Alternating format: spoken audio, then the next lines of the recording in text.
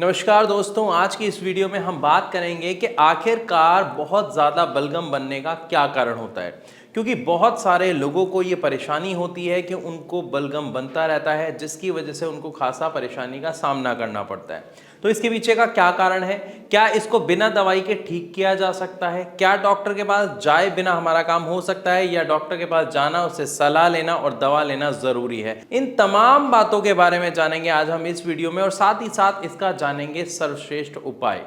तो चलिए शुरू करते हैं वीडियो, और सबसे पहले समझते हैं कि असल में हमारे शरीर में ये जो बलगम बनता है ये कहाँ बनता है और क्यों बनता है। देखिए, जब हम सांस लेते हैं तो हम सांस किसके थ्रू ले रहे हैं? एयर ट्रैक के थ्रू, एयरवेज के थ्रू। इसको हम बोलते हैं ट्रैकिया। आप इमेज में देखिए, आपको ज्यादा अच्छा क्लियर होगा। तो जैसे ही हम जब सांस लेते हैं तो ट्रैकिया के थ्रू एयर अंदर जाती है।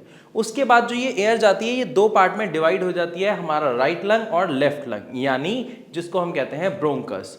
जब ये ब्रोंकस में डिवाइड होती है तो ये ब्रोंकस आगे जाके फर्दर डिवीजन में डिवाइड हो जाते हैं, यानी इनकी और आगे छोटी छोटी ब्रांचेस होती हैं। आप कुछ ऐसा समझिए जैसे आपने पेड़ देखा है, तो पेड़ के सबसे नीचे जड़ होती है, जड़ के बाद तना होता है और उसके बाद पेड़ होता है। तो अगर हम पेड़ को उल्टा कर दें तो वो कुछ हमारे लंग्स के डायग्राम जैसा ही सिस्टम बनेगा। एयरवेज एंड उसके बाद ब्रोंकस, देन ब्रोंकी और ब्रोंकी होल्स। जब हम सांस लेते हैं तो ट्रैकिया के थ्रू हमारी एयर जो है अंदर आती है और उसके बाद फर्दर ब्रोंकस में डिवाइड हो जाती है। जब हम इस ब्रोंकस को आगे डीप में समझते हैं तो ये एक ट्यूब की तरह होता है। देखिए आप इस इमेज में, ट्यूब की तरह होता है। इसमें दो तरीके की वॉल होती है, एक आउटर वॉल होती है यानी जो प्रॉपर ब्रोंकस होता है, और एक इनर वॉल होती है जिसको हम ल्यूमेन बोलते हैं। अब ये ल्यूमेन क्या है? असल में एक बहुत पतली सी एक लेयर होती है जिसमें हल्का सा, अगर हम कहें, म्यूकस रहता है, बनता रहता है। अब ये क्यों बनता है? ये हमारी बॉडी का एक डिफेंस सिस्टम होता है जो वर्क करता है हमारी बॉडी के सभी ऑर्गन्स को किसी भी तरीके के खतरे से। यानी जब हम सांस लेते हैं तो सांस के द्वारा मिट्टी, केमिकल, किसी तरीके का कोई इन्फेक्शन या कोई केमिकल कुछ भी अंदर चला जाता है जो बहुत बारीक होता है, हमें पता नहीं चलता है। लेकिन हमारी बॉडी के अंदर एक डिफेंस सिस्टम है जिसको हम कहते हैं इम्यूनिटी।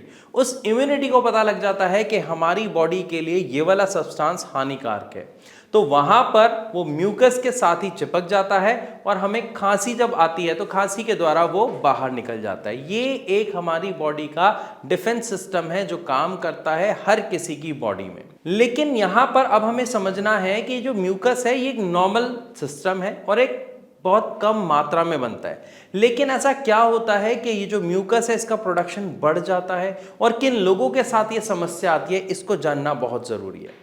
देखिए, जिन लोगों को अस्थमा की प्रॉब्लम है, जिन लोगों को सीओपीडी की प्रॉब्लम है, या जिन लोगों को रेस्पिरेटरी ट्रैक से जुड़े किसी इन्फेक्शन या किसी भी तरीके की समस्या है, उनको खासा इस दिक्कत का सामना करना पड़ता है।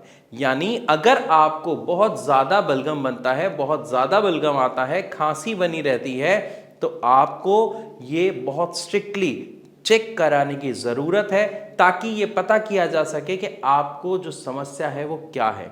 और समय रहते अगर आप अपनी समस्या को जान पाएंगे तो उसका इलाज भी मुमकिन होगा। लेकिन अगर ये समय रहते नहीं जाना तो यहाँ पर आपको खासा दिक्कत का सामना काफ़ी लंबे समय के लिए करना पड़ सकता है। क्योंकि ये जो भी हमारी समस्या होती है, हम अस्थमा की बात करें, हम सीओपीडी की बात करें, ये सारी क्रोनिक डिसीज होती है। क्रोनिक यानी जिस समस्या को हमारे शरीर में बनने में काफ़ी समय लग जाता है। तो अगर काफी समय बनने में लगता है तो काफी समय उसे दोबारा खत्म करने में लगता है। तो वापस अपने पॉइंट पे आते हैं कि म्यूकस ज्यादा किनको बनता है, मैंने बताया। अब उनको क्यों बनता है इसको समझो। हमारा डिफेंस सिस्टम, यानी जब हमारा इम्यून सिस्टम हाइपर एक्टिव हो जाता है, अगर सांस के द्वारा कोई भी पार्टिकल अंदर गया, अगर डिफेंस सिस्टम को लग रहा है ये खतरनाक है, ये नुकसानदायक है, तो वो क्या करेगा? आपके जो ब्रोंकस है वहां पर म्यूकस का प्रोडक्शन बढ़ा देगा। क्यों? क्योंकि उसे लग रहा है कि कोई हार्मफुल केमिकल आ रहा है, कोई हार्मफुल सब्सटेंस आ रहा है, उसको वहीं पे रोको ताकि वो अंदर ना जाए, ताकि जो आपके सांस लेने का जो बाकी रास्ता है उसको ऑब्स्ट्रक्ट, यानी उसको उसमें कोई रुकावट पैदा ना करे। तो जब आपका म्यूकस ज्यादा बनने लग जाएगा, अब दोबारा उसी ट्यूब में जाइए और ध्यान से देखिए, जो ब्रोंकस है, जो ब्रोंकीज है, तो यहाँ पर क्या होता है, जो लेयर थी हमारी म्यूकस की, ल्यूमेन की, वो मोटी हो जाती है क्योंकि जो आपका म्यूकस है वो ज्यादा बनने लग गया। साथ ही साथ इसके अंदर इन्फ्लामेशन हो जाती है, यानी जो आपकी अंदर की जो नसें हैं उसके अंदर सूजन आ जाती है, जिसकी वजह से जो सांस लेने का स्पेस था, आप इमेज में देख सकते हैं, जो सांस लेने का स्पेस था वो काफी कम रह जाता है। उस कम स्पेस की वजह से जब कोई व्यक्ति जिसको अस्थमा होता है, सीओपीडी होता है या इस तरीके की कोई समस्या होती है, तो सांस लेने में उसे सीटी जैसी आवाज आती है, छाती में जकड़न महसूस होती है, सांस लेने में काफी तकलीफ होती है, जिसकी वजह से उसकी छाती में काफी दर्द बना रहता है और इसी के साथ साथ उसे खांसी की समस्या भी बनी रहती है। तो ये सब कारण क्या है, ये आपको समझ आ गया होगा, मैं आशा करता हूं इस डायग्राम के माध्यम से। अब हम बात करते हैं कि जब हमें यह पता लग गया कि इन समस्याओं के कारण से म्यूकस ज्यादा बन रहा है, तो हमें यहां पर क्या कदम उठाना है। देखिए, अगर आप इसको ठीक करना चाहते हैं तो सबसे पहले हमें क्या करना पड़ेगा, हमें समस्या की जड़ पर जाना पड़ेगा, यानी ये जो समस्या बनी ये क्यों बनी।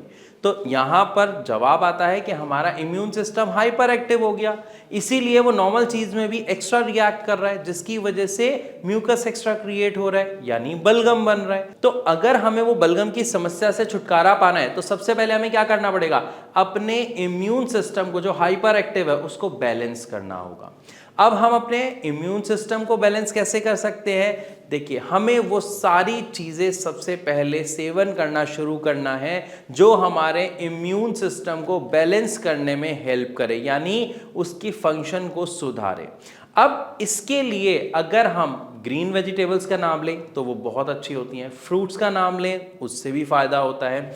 लेकिन अगर आप देखते हैं कि आप प्रॉपर डाइट, एक्सरसाइज कर रहे हैं, फिर भी आपको फायदा नहीं मिल रहा है, आपका बलगम लगातार बना रहता है, आप इवन भाप लेते हैं तो भी कुछ खास फर्क आपको देखने को नहीं मिल रहा है, तो यहां पर आपको डॉक्टर से परामर्श करने की सख्त जरूरत है। लेकिन यहां पर मैं एक बात आपको और बताना चाहूंगा कि अगर आप डॉक्टर के पास परामर्श के लिए जाते हैं तो आप सबसे पहले होम्योपैथिक डॉक्टर के पास जाएं, क्योंकि हमारे यानी भारत होम्योपैथी में जब पेशेंट्स आते हैं तो उनका एक सवाल होता है कि सर हमने एलोपैथी भी खा के देख ली, हमने आयुर्वेदिक दवा भी खा के देख ली, इवन शायद हमने कुछ लोग ये भी कहते हैं कि हमने होम्योपैथी भी ट्राई की थी लेकिन हमें रिजल्ट नहीं मिला। देखिए, क्यों नहीं मिला उसके कारण समझिए। जब एक पेशेंट भारत होम्योपैथी में आता है तो सबसे पहले हम पेशेंट के अकॉर्डिंग मेडिसिन को कस्टमाइज करते हैं ताकि हमारे पेशेंट को जल्द से जल्द सबसे अच्छा रिलीफ मिल सके उसकी समस्या में। इसी के साथ साथ जो होम्योपैथिक मेडिसिन होती हैं उसका कोई साइड इफेक्ट नहीं होता है, ये सबसे बड़ा प्लस पॉइंट है। और साथ ही साथ होम्योपैथिक मेडिसिन व्यक्ति की जो समस्या है उसकी जड़ पर जाके काम करता है। कैसे करता है, क्योंकि जब आप मेडिसिन लेते हैं तो ये मेडिसिन एलोपैथ की तरह, आयुर्वेद की तरह आपके पेट में जाके डाइजेस्ट होने तक का टाइम नहीं लेती है। ये मेडिसिन आपकी जीभ के द्वारा आपके ब्लड में मिलती है और ब्लड के साथ फ्लो करके अपना काम करना शुरू कर देती है। तो यहां पर हमें क्या समझ आया कि होम्योपैथिक मेडिसिन क्यों इतनी सर्वश्रेष्ठ मानी जाती हैं। जो रेस्पिरेटरी प्रॉब्लम है उसके लिए आई होप आपको आंसर मिल गया। फिर भी अगर आपके मन में कोई सवाल है तो आप कमेंट के माध्यम से आप अभी हमसे पूछे या फिर नीचे दिए गए नंबर पर कॉल कीजिए भारत होम्योपैथी के डॉक्टर्स को, उनसे बात कीजिए, अपनी सभी समस्याओं का समाधान लीजिए ताकि आप एक स्वस्थ और बेहतर लाइफ जी सकें। साथ ही साथ आपको ये जो बलगम बन रहा है इसकी समस्या से आप निजात पा सके। एक चीज और यहां पर मैं बताना चाहूंगा, अगर आप टेस्ट भी करवाते हैं और टेस्ट के बाद आपको पता चलता है कि आपको अस्थमा या सीओपीडी ऐसी कोई समस्या नहीं है, तो ध्यान रखिए यहां पर कुछ लोगों के साथ ऐसे केसेस देखने को मिलते हैं कि जिनका नेचुरली जो बॉडी का सिस्टम है उसमें म्यूकस का प्रोडक्शन एक नॉर्मल अमाउंट से ज्यादा होता है। तो ऐसे लोगों को अक्सर बलगम की समस्या बनी रहती है, लेकिन ये जो नंबर है ये बहुत कम होता है। ज़्यादातर लोगों के साथ देखने को ये मिलता है कि उनको प्रॉब्लम होती है लेकिन वो अवॉइड कर रहे होते हैं, जिसकी वजह से ये आगे अस्थमा का रूप ले लेता है। तो समय रहते अपनी समस्या को जानें, उसका समाधान जानें और एक स्वस्थ लाइफ और बेहतर लाइफ जिएं।